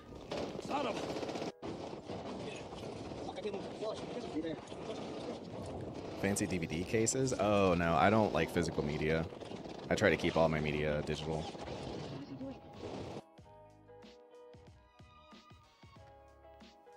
I don't like having like stuff. The less stuff I can have, the better. I don't have room for it for the most part, honestly.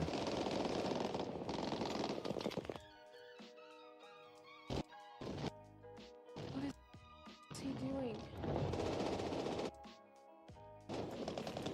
This is a great example of what we were talking about a second ago, though. This is like, you want this. You want this as much as you can. What is he doing? Oh, that's what he's doing. That is a good feeling. You want to have that feeling more so than, oh, okay, he's doing the thing. Okay, I get it. It's very, very good. It's also funny, too, because he has gum, which makes sense because MREs have gum. What is he doing?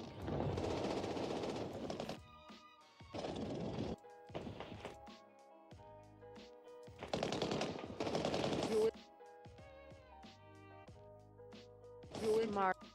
He actually is really clever in this movie. I forgot how much they leaned into him being like, you know, he's the guy who comes with the sticky, not comes up with, but he knows all these little like combat engineer things, which is cool. I like that a lot.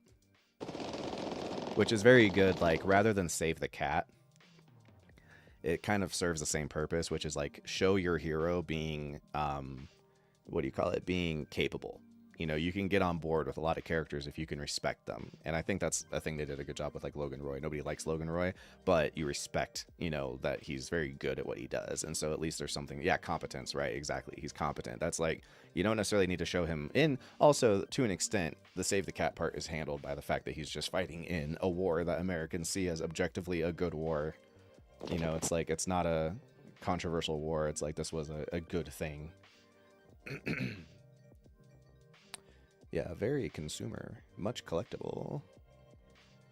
Oh, okay, I'm Gen X, so I like collecting movies and music. See, it's funny you say that, Kubla Veruca, because I was talking a lot about that in when we covered Back to the Future. I was saying how it's a very boomery kind of movie because it's very about like at the end of the movie, if you do the just and right thing, then you get rewarded monetarily. You get like the nice car and your family is rich now. Like, yay.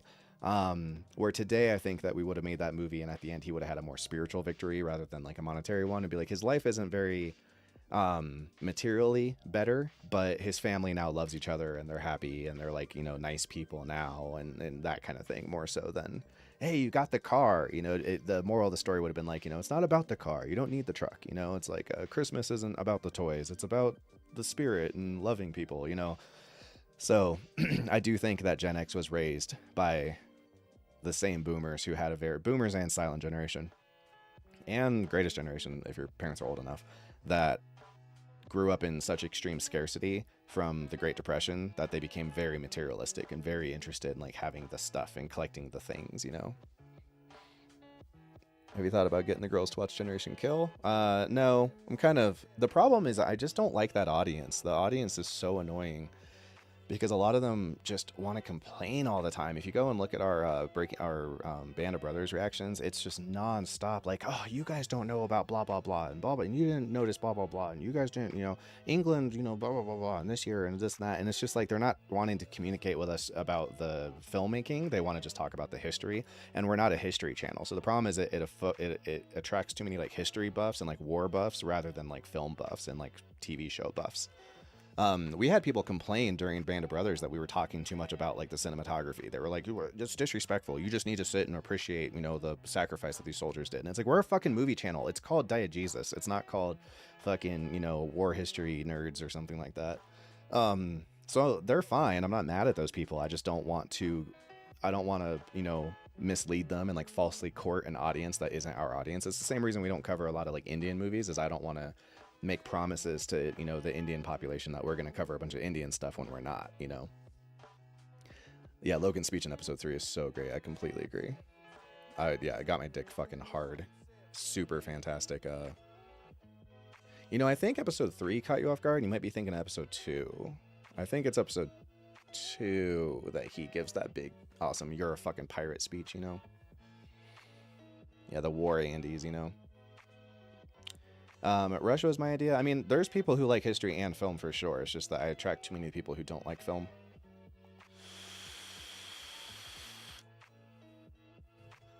You know, I'm not even mad at them for complaining. Like I said, I blame me. Like, if I don't want to disappoint those people and annoy them, then I don't need to be trying to attract those people. And, you know, that's kind of the thing. Weren't you editing A Few Good Men a year ago around this time? Probably. Probably. What is he doing? That's a pretty good Tom Cruise movie. Smart. It's a very good Jack Nicholson movie. Jack Nicholson kicks ass in that film. Hey, thanks, Puzzle Pelican. Appreciate you, brother.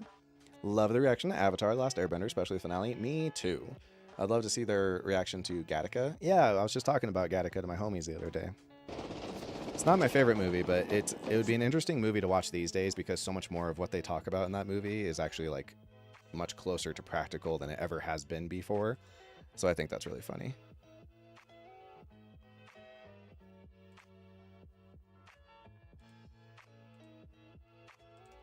A little deflated over there, but it's the perfect fire position if we get some goddamn armor on the beach. Can't be waiting for armor. It's going to take forever. Another retired actor I want to squeeze more acting out of. I don't know. I mean, it's like, you know, I think a lot of times guys retire when they realize that they probably can't bring it like they used to. And it's like, well, then let them not. You know, I would rather them retire a little early than stay on and start to suck. And then normally the last thing you did is going to spoil everything else, right? If your last 3 movies sucked, then people are going to be like, yeah, that guy used to be good, but then it just kind of fell apart at the end. So I'd rather like get out on top, you know, for sure. When I first discovered your channel, I thought you meant, oh, Diegesis, the god. Yeah. Didn't realize at all until I heard them say Diet Jesus. Yeah, for sure. I never saved any for the trip back. Yeah. Weird film. Don't even know if I like it, but it's never not enthralling. Yeah, I mean, like, it's good enough. Yeah, like Tarantino's plan, exactly right. Like, if Tarantino made, you know, 2 more movies and they both sucked, then ultimately we'd be like, yeah, Pulp Fiction was good, but then he made some stinkers, and who cares? And that's not a good feeling. Holy shit.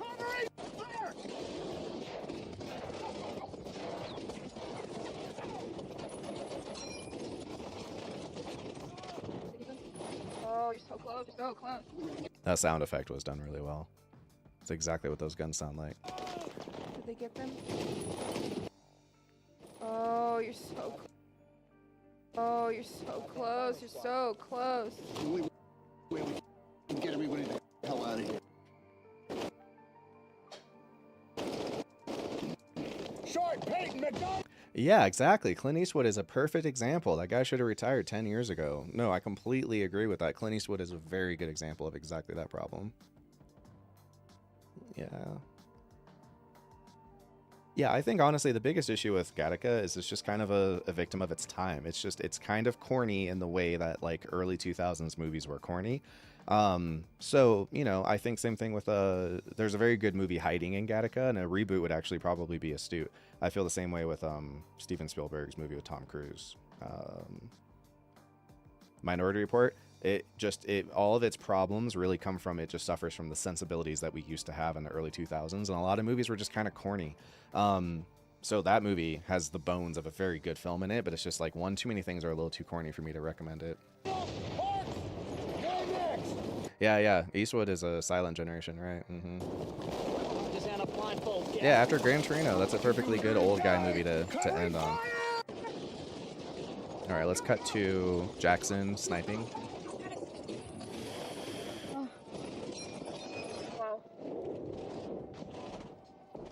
All right, this is crazy. I can't believe I've been doing this for 2 hours. These 2 hours have flown by. I would almost be done with an episode of What Do You Call It by now, and instead I'm only 4 minutes in. This is insanely slow. Gotta speed this shit up. I guess I was having issues, so. I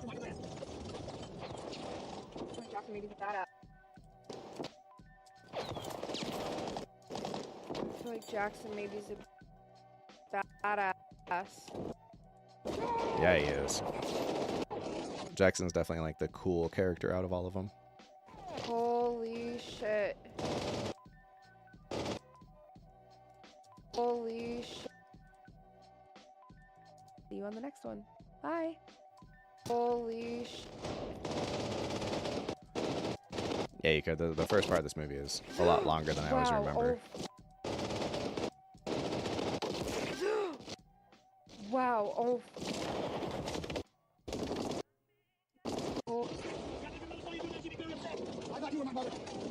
If your mother saw you do that, she'd be very upset.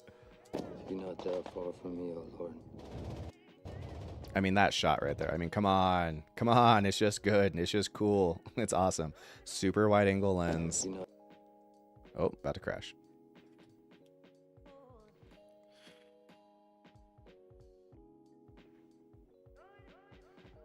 This movie's very long, so the computer is struggling with the length of these files.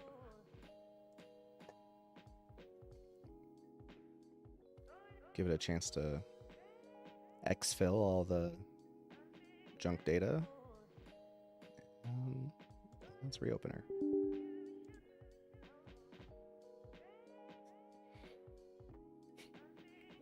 Wonder if he's why I like sniping on video games? Yeah, I don't know. Looked up Bill, actor after watching Kill Bill, found out he died from autoerotic asphyxiation. Yes, he did. His name was, something I forgot, but he's the guy from Kung Fu. I know his name, I forgot it.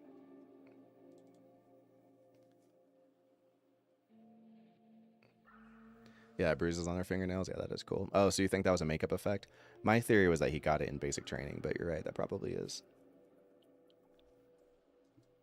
Bill Carradine, thank you. David Carradine, that's his name, David Carradine. O Lord. Between the two of you, you got it right. Be not that far from me, O Lord. Oh, so cool. That's just such a great shot.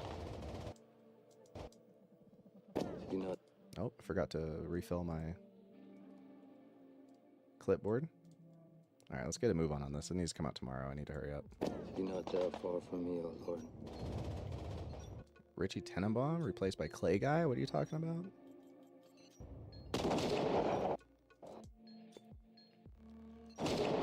Holy shit. Oh my God, I'm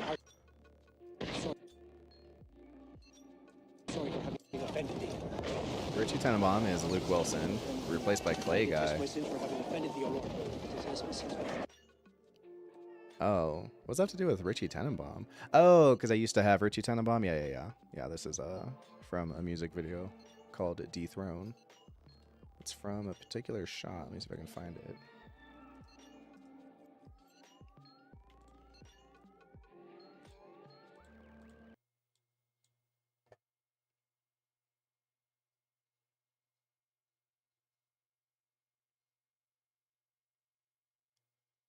It's from like the breakdown.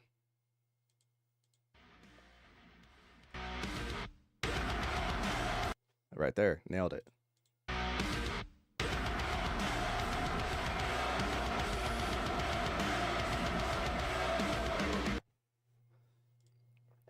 it is.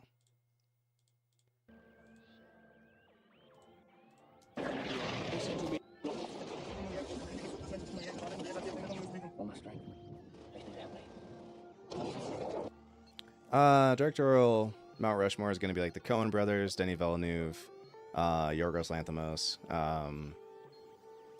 I'm missing someone who's important. Can't remember.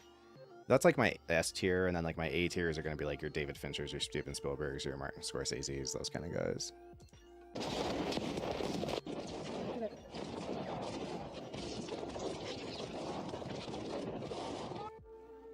I did edit Meshuggah into Maple and Ariana's reaction, yeah. Oh, that's it! Right here! Mark this! Yeah, they. Mark this! Yeah, they did it. Wow. They did it. Wow. Yeah, the Daniels, thank you. I was missing the Daniels. The Daniels are definitely up there. Definitely. Even the Safdies, actually. And it's nice. There's a lot of people working still that are just really, really good. It's this bunker is like. The frustrating part is that there's just so many goddamn Michael Bays out there that are getting more money. Like, studios want to give those guys more budget for marketing so people know about their movies and don't know about the other ones. I mean, a lot of these movies I've showed the girls, they just don't even know about them. You know, they never even heard of them. No. In Bruges, you know? Like, Ariana just never even heard of In Bruges. No. Not good. Oh, wait. I'm on the wrong thing. No. No.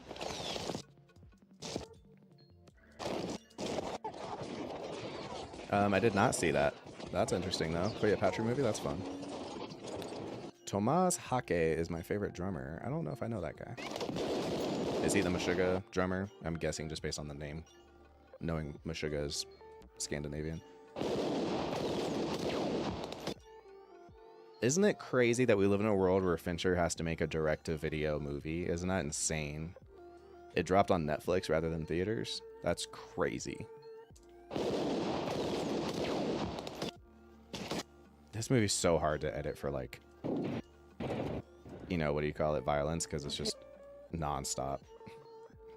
It's not non-stop, but it's a lot of super Okay, gruesome. sorry, I'm like probably like blowing into the mic. Oh, okay.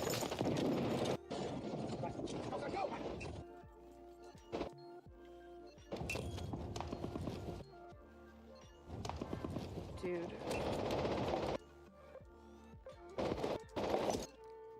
This crazy, like, light bleed effect is so weird. It's super cool. It's just really strange. I'm gonna cut to the part where he uses the flamethrower and stitch them together. Okay. Damn. Hey, thanks for the $5, brother. I appreciate you. Also, don't feel like you gotta send me any money. I appreciate you, though. Problem is convincing NPCs to watch good movies. Well, partly, but also if they knew about them, they would watch them, you know? It's like a lot of times they just don't even know about these. Yeah, The Nun 2. Yeah, but The Nun 2 has, like, really good marketing, you know? I'd love to see Maple and Ariana's reaction to 1917. Yeah, I want to do it. I'm working towards it. We just have a lot of other stuff we have to catch, and we keep having issues that keep, like, slowing us down. Like, Ariana just caught COVID, so our schedule's already so fucked. And it's going to be more fucked now, so... A blowtorch.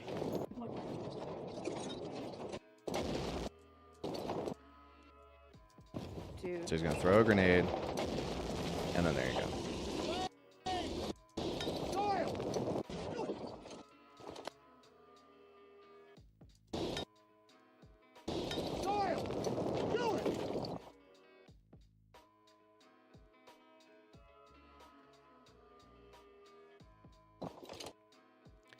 Yeah, the guys that tried to surrender were forced conscripts. Yeah, that's true. Also, the guys who get shot when the wall falls over later are also forced conscripts. They're yelling at them, "We're not Russian, we're not Russian, like, don't shoot us." And war is hell. This is maybe one of the most epic shots of any movie ever. I mean, this is just incredible. The sound effects, the shot, the color grading, it's insanely good. It's just wildly good.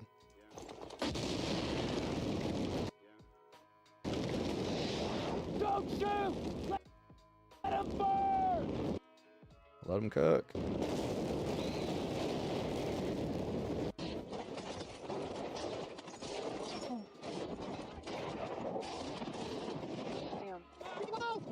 Oh, a few weeks ago, but no marketing for it. Yeah, no marketing at all. It's awful, dude. Yeah, that's the big one, dude. It's just marketing. It's so frustrating.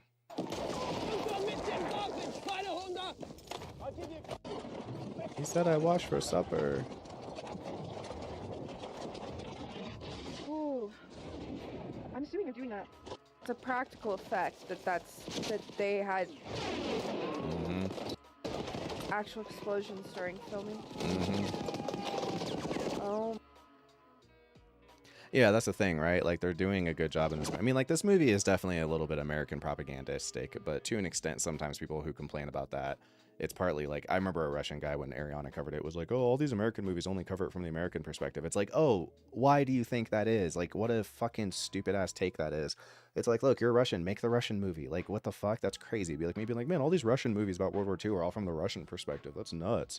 But I do think that this movie does a fair job of showing the complexities and these things that you're like, that's a war crime, but if I was in his shoes, like, I understand, at least. And so it makes you feel conflicted rather than just being this very, like, Americans are the brave soldiers who went and sacrificed everything for the war. It's like, it was complex and a lot of fucking shitty feelings, Oh my god.